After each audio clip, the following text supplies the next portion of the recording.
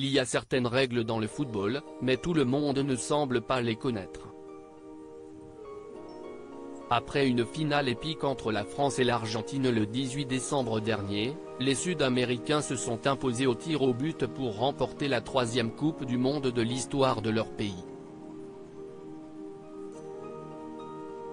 Une véritable consécration, notamment pour Lionel Messi, qui remporte le premier mondial de sa carrière et entre encore un peu plus dans la légende de son sport. Si les proches et les familles des joueurs ont pu pénétrer sur la pelouse après la rencontre, ils ne sont pas les seuls à avoir eu cette chance, puisque le restaurateur et influenceur aux millions d'abonnés Salt Bae, dont le vrai nom est Nusret Gokseh, a lui aussi pu approcher les joueurs.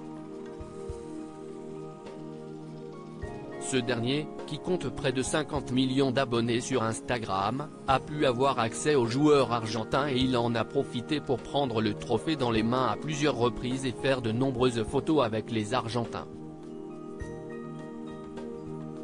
Un comportement qui a beaucoup irrité les téléspectateurs, qui n'ont pas compris que Salt Bae, qui n'a rien à voir avec le monde du football, puisse être ici.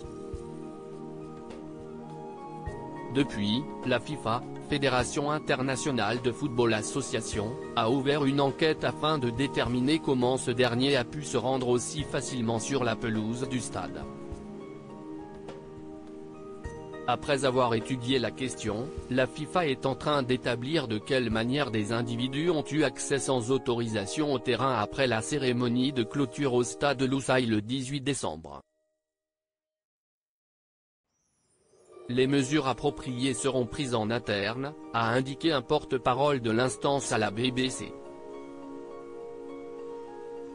Les organisateurs de l'US Open Cup bannissent Salt Bae des sanctions à venir possiblement contre Salt Bae, qui est déjà persona non grata d'une compétition de football qui aura lieu prochainement. En effet, le compte Twitter officiel de l'US Open Cup vient d'annoncer que le Turc de 39 ans était officiellement banni de la prochaine édition. Un tweet qui a déclenché un énorme buzz puisqu'il a été liké plus de 150 000 fois.